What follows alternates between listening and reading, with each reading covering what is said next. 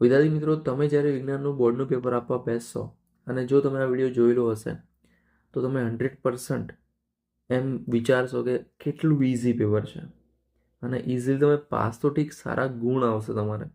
તો વિડીયો ધ્યાનથી જોજો અને સાથે સાથે હું તમને ટોપ 20 ક્વેશ્ચન આપીશ જે તમારે પાસ થવા માટે એકદમ ઉપયોગી અને પૂછાય એવા ક્વેશ્ચન છે.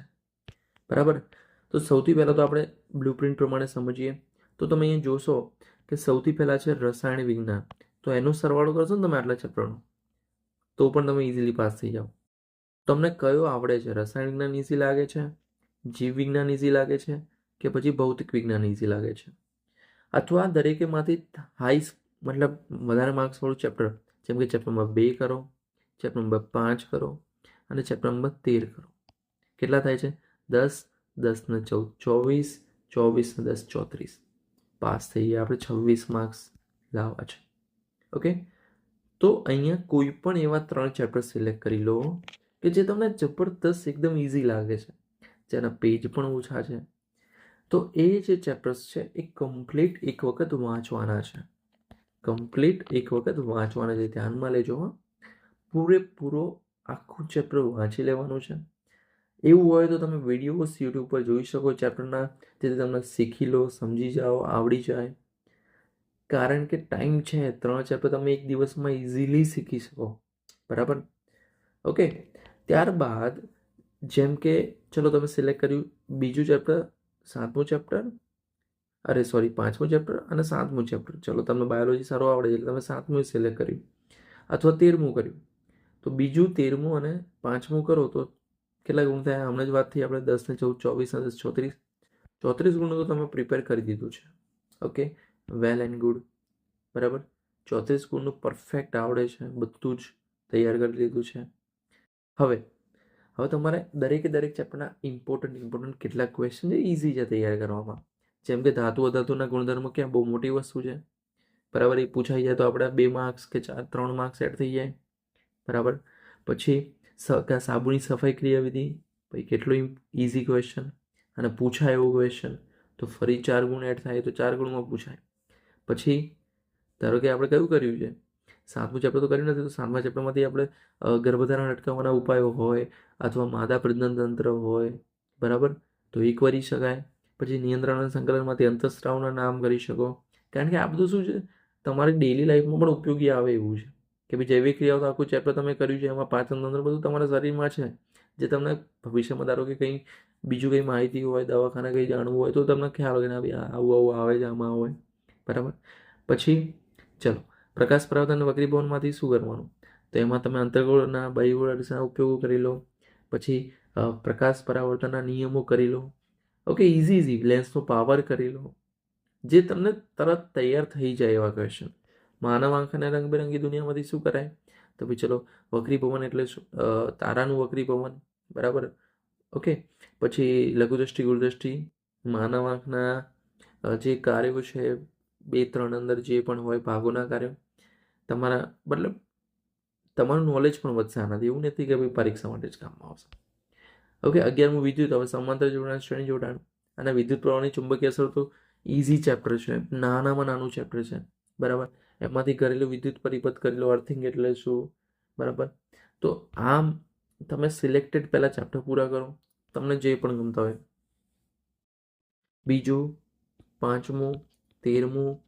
હવે ધારો કે આમાં તમે જોશો ને તો 5મા ચેપ્ટરમાંથી સૌથી વધારે ક્વેશ્ચન છે. તો ધારો કે 5મું અવોઇડ કરવું હોય ને, બરાબર, તો એની જગ્યાએ તમે કયું કરી શકો? 12મું કરી શકાય. 8 ગુણ છે. કેટલા? 8 ગુણ. અને આના કેટલા છે? 13મા ચેપ્ટરના 10 ગુણ, 18 થયા. અને બીજાના 10 ગુણ, 28 થયા.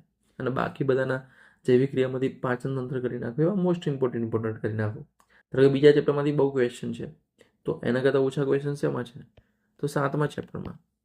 હા, સેમ 10 માર્ક્સનું જ છે, રાઈટ. તો થઈ ગયા પાછું એનું જ કોમ્બિનેશન. બરાબર. તો આમ તમારે જાતે તમારે એવી રીતે સિલેક્ટ કરવાનું કે જેથી તમને કે આ મને આવડે છે ચેપ્ટર કમ્પ્લીટ, બરાબર, જેમાંથી વધારે ક્વેશ્ચન આવડે છે. ઓકે, ખબર પડી ગઈ.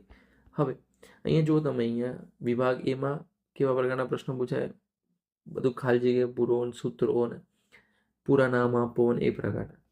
બરાબર. હવે તમે અહીંયા જુઓ, આ નમૂનાનું પ્રશ્ન પત્ર છે. હું આનું સોલ્યુશન મૂકીશ વિભાગ એનું. ઓકે, અને વિભાગ બી છે, સી છે, ડી છે. તો આ પણ આખું કરી દેવાનું પેપર, જે તમારા ચેપ્ટર છે એના પ્રશ્નો. ઓકે, હવે અમે બ્લુપ્રિન્ટ તમને આપી દીધી કે ભાઈ વિભાગ એમાંથી આટલા ચેપ્ટરો છે. પ્રશ્ન 1 થી 6, 7 થી 12, 13 થી 16, 17 થી 20, 21 થી 24. પછી વિભાગ બી 2 ગુણના આટલા ચેપ્ટર, 3 ગુણના અને 4 ગુણના ફૂદડીવાળા છે, એમાંથી 2 પૂછાશે. ઓકે, હવે છે અહીંયા કોમ્બિનેશન. મેં તમને વાત કરી કે અલગ અલગ કોમ્બિનેશન છે, બરાબર, જે પણ તમને ગમે એ. બરાબર, મારા મતે તો બેસ્ટ કોમ્બિનેશન છે અને જેને મતલબ બહુ યાદ ના રહેતું, મતલબ રસાયણ વિજ્ઞાન ઓછું ફાવતું હોય તો એના માટે આ મસ્ત કોમ્બિનેશન છે. 28 ગુણ, અને પછી દૈનિક જીવનમાં પીએચનું મહત્વ કરી નાખો, સંયોગીકરણ કરી નાખો, ખોરાપણું કરી નાખો. ઓકે, હવે વાત તમે આ તો કરશો ને, જોડે આઈએમપી કરશો તો તમે ઇઝીલી 4 થી 45 ગુણ આવશે. બરાબર. હવે વાત કરીએ ટોપ 20 મોસ્ટ ઇમ્પોર્ટન્ટ પ્રશ્નો. તો સૌથી પહેલો છે નકામા કચરાના પ્રકાર.